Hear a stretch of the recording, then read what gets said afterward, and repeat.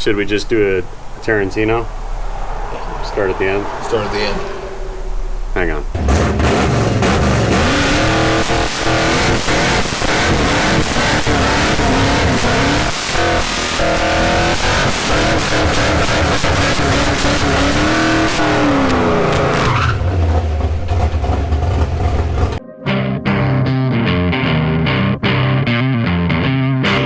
What's up, Wagon Racing Channel? Welcome back.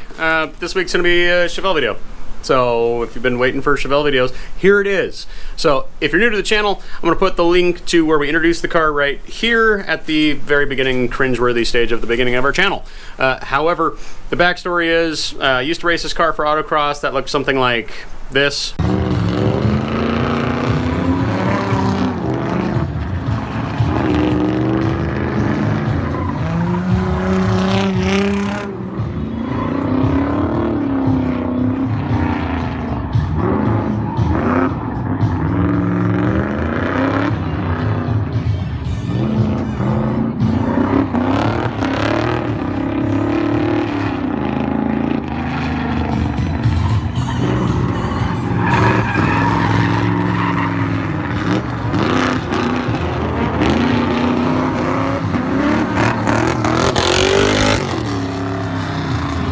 And then after that, I ended up building the motor for it and painting it, and it got a little bit less fun to go beat the snot out of it on the track, so I ended up building a second car, which is my 68 GT6, to try and make it more cost effective to go race.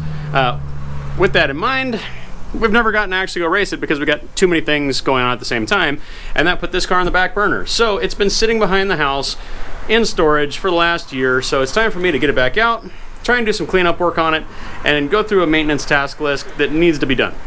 There's a bunch of stuff that I've left that just isn't getting done because I've been too busy. So I'm gonna go ahead and make that list now. I'll start knocking it out. Another note, it's more than 100 outside. It's easily more than that in the garage. So you're gonna be unapologetically hearing the swamp cooler the rest of the videos, probably through December, because that's how California is. So sorry, not sorry. First things first, let's make a list. There's a list. It's all gotta get done. I'm not gonna explain it. Nobody cares anyways. We're gonna bleed the brakes. That way this thing moves, because I got a fab project that has to happen here tomorrow. So this just needs to be able to drive. And right now it can't go down the driveway because it has no friggin' brakes. So we're gonna bleed the brakes. There's two things that we have to worry about here. Is we have a line lock in the front that's electronically controlled solenoid, and then we have a turning brake in the back for sliding. So I have to make sure that both of those bleed properly, but we're gonna start by just bleeding this system. Okay, so we have our turning brake, and it would appear that that's what was leaking, because I've got a lot of residual here. Looks like it's been leaking and eating the paint. So I went ahead and tightened these up, and that'll hopefully take care of that. We're just leaking a little bit of air. So the main thing is we have to pump the brake, get it bled, pump the handbrake, get it bled, and then use our line locker to make sure that the front still bled properly too. So kind of a little bit of pain in the neck here compared to a regular brake bleed, but nothing too spectacular. It's still all the same deal. So we got the car in the air, we're bleeding the rear brakes. That's a thing that has to happen, but since we already had the rear end dropped, so we got jack stands underneath the frame, and we got the jack underneath the pumpkin and dropped it, we got all this sag here, which is necessary for changing the tires to a bigger tire. So what I have on here is we have our 17-inch weld wheels, and this is a 275/40 Falcon Azeni. These were mock-up wheels. I got these used with a super old timestamp on them, and they were supposed to just be for taking measurements to see if I was happy with the way the 275 cleared. And I inadvertently ended up sitting on them for several years, so now they're even older than they should be. So these are a liability. They could blow at any minute, and driving on them is like driving on ice. They are rock hard, so these gotta come off. So I gotta do something about that, and it just so happens that I have at least a temporary solution. We grabbed these for hot August nights. So this is a 15x8 Vision wheel, all aluminum, with a 275/60/15 Nito 555R street radial. And that's a sticky boy right there. Now these ones are about 4 years old, so they're sitting about as long as you want to use them for shelf life before they start losing that stick factor. But they're a lot better than what we have on there. They're not going to blow out, and I'd like to use them up before they're wasted. Now keeping in mind, this is not a drag car by any means. This is a autocross car / street car that we are now putting a sticky tire on. While we've got the car in the air, we're going to go ahead and swap them. That way we've got safe tires on the back, because with everything else going on, the last thing we need is to blow a tire out. Okay, so we got our Nito 555Rs on there. We have our brakes bled, and our hydro seems to be working just fine. The brakes still seem to be a little bit spongy. We'll see what that looks like once we start driving it. Everything else seems to be working fine. The two-step's still working, all the strobes are still working, everything that needs to be working is working. Let's look at this. And splitter's been mounted again. And we still got a lot to do. That's pretty good for night one. So we'll come back at it tomorrow. Much to my surprise and confusion, after bleeding the brakes, they felt great on Friday night, and then Saturday morning we had none again. So I'm not really sure what's going on there. Hopefully it's not a master cylinder or anything like that. We're gonna go ahead and try bleeding it again, and if it doesn't hold the pressure that it did have, because it did have pressure on Friday night, then we'll have to start troubleshooting from there. But kind of figured that was gonna be one of the easy ones on the list, and of course, nothing's that easy. So we're gonna work on that tonight.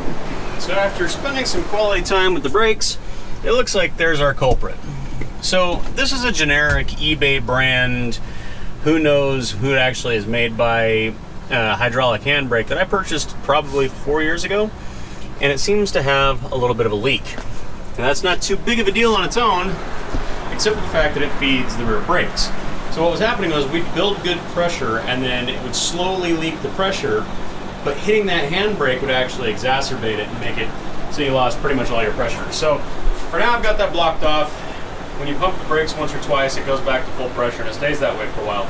So that'll be a small leak. I need to go ahead and find a rebuild kit for that and rebuild that, but obviously I can't do that today, so I put a little plate in there so that you can't accidentally activate the hydro, so that it can't be levered, which seemed to be what was letting in massive amounts of air compared to this little tiny leak. So for now, that won't keep us from moving forward, but that's something I'm gonna have to address later. So kind of disappointing, but for a cheap part that's been in there for years, not totally unexpected. So we're gonna go ahead and move along and start working on the PCV system for this car. One of the other things that I needed to deal with was my PCV problem. So a couple of things here. The first thing was I had a pretty bad leak coming off the back of the valve cover, and I figured that that was associated with where my PCV was, and that was its own problem. Turns out it was just that the gasket had settled into a new spot and needed to be taken off and retorqued. So that solves that problem, which is a big weight off my mind. But that doesn't change the fact that I still had a bunch of PCV problems. So because I run these clear valve covers that I made, I didn't want to have the breather sitting right here in the middle where it would normally be. So I relocated them to the back of the valve covers. So right out the gate, the whole system kind of filled with oil because they were put to the back where there's a lot of oil slang, and then they were just going and filling up the back of these PCV catches. And then the big problem was I had this cheap catch can on here, and the baffling inside of it was total garbage. So it would fill up immediately. So now all that PCV was just sucking oil up through the entire system and shoving it right through there and back into the intake. So huge mess. We're gonna get rid of that entirely. So previously on this car, I had already tried two different types of PCV. PCV being positive crankcase ventilation. And the idea here is the spinning of the motor creates windage or slight blow-by from the pistons. You can create pressure inside of the block, and you don't want that. You want to evacuate that pressure in any way that you can. So I'm going to go ahead and do it kind of the nasty way, and I'm just going to ambiently vent it, which means if it creates windage, it's able to vent that through basically just going through the valve cover and up to a couple of vents. So I went ahead and threw this together today. Nothing too crazy here. We're gonna have our pod filters stuck on top. These will sit right behind the air cleaner up high, so the oil has to climb really high. Alternatively, I have a couple of bends in here and off of the back of the valve covers, and there's also inside of here a couple of baffles that should help try and keep some of that oil down.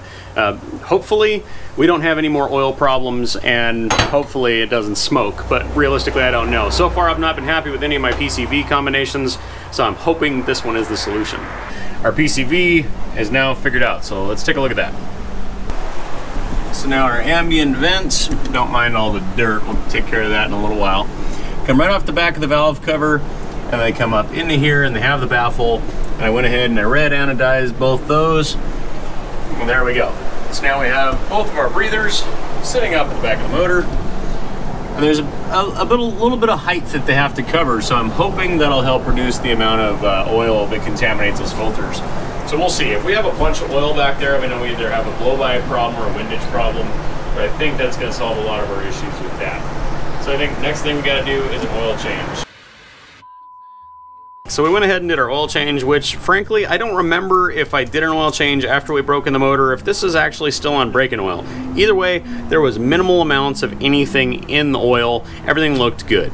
Brand new oil in it, brand new filter. Everything's looking nice. Happy about that. Oil's been changed. That gives me peace of mind. I wired this car when I was 19 and knew everything. Now, I'm not 19 and I know nothing. So I made a bunch of mistakes while wiring this car, and I'm recognizing I need to go ahead and chase down my power sources and my ground sources to make sure that everything's where it needs to be, particularly for the ignition. I'm getting a little bit of weird tach readout, and occasionally we get a little bit of a misfire. So I want to go ahead and make sure that everything's working the way it's supposed to be in the ignition side, so we can rule that out. Once again, that's going to take a little bit of street testing to make sure that everything's working as it should be. Otherwise, we're going to go ahead and switch out that MSD 6A box. Now, I said 6A, it's not a 6AL. This thing's like 10 years old. So we'll do with that a little bit more tomorrow, but as for tonight, we're just going to call it.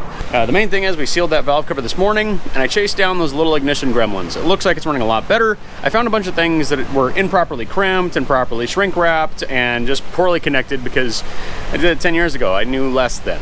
So it seems to be running really well. I'm gonna go ahead and take it around the block. If everything is good and copacetic, we'll pull it back in, give it a wash, and see what happens next. But there's a little more to that, so we'll get to that in a moment. Let's see how the test drive goes. Test drive time!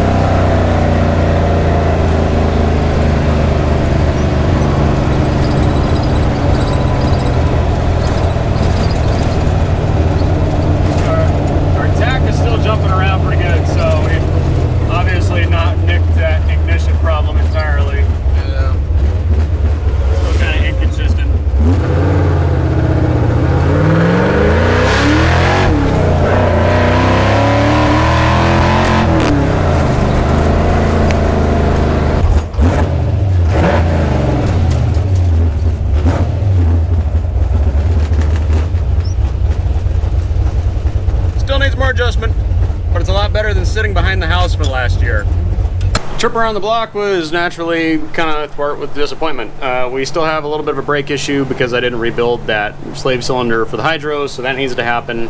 Our ignition problem seems to be still intermittent. It did and didn't come on and off while we were driving. The other thing is, while I did reseal the valve cover, I reused the gasket in a different orientation and it's leaking like a sieve. So I'm gonna have to order some valve cover gaskets. Not a big deal, it's 4 freaking bolts. So we'll deal with that a little bit later. For now, I need to get it washed up. She's been sitting in the backyard for about a year and she's looking real neglected. And it's just kind of disappointing to work on it when it looks so rough. So we're gonna start with that so it's a little bit more inspiring to work on it later. So let's take a look. She's back to shined up. This is not how we take her to shows. This is just after wash.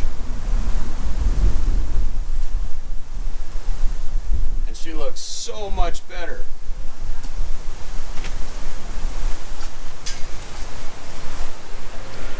I feel good about that. There was a lot of things that were supposed to get taken care of that I didn't take care of. Over the last several years, because we've been kind of shuffling this one in the back because it was a done car, there's a lot of stuff that I haven't taken care of. And what I thought was going to be a quick little get it out of storage video is actually going to end up a multi-part kind of thing. So those of you that are looking for more Chevelle content, subscribe. We're going to do more of this stuff. So go ahead and subscribe now. Do it now. We're going to end up doing a few more things on this car because now my little to-do list is going to turn into a couple of different things that need to be done. You're going to see more of this content, and I want the car to be more readily accessible so that we use it more in the near future. With that in mind, I think that's pretty much it on this one. Pretty much. I'm going to do a gratuitous burnout because why wouldn't you? And then the deal is we're going to park the Chevelle in the driveway where I have access to it, but Project Blitz coming back in the garage. We just realized that we have 3 weeks before we have to take the car up to Reno for hot August nights, and we have a ton of work that needs to be done. So we're gonna do a 3-week push to try and get as much done on the car as possible because we're running out of time. So we have a lot of stuff to do, but a lot of it's tidying up work that needed to be done that we were talking about doing anyways, and it's gonna be really gratifying work to get his car almost complete. So we're gonna switch cars, play musical Tetris a little bit, and then his car will be in here, she'll be in the driveway. We'll work on all of them a little bit. So for now, I think that's pretty much it minus the burnout. So, I could do out.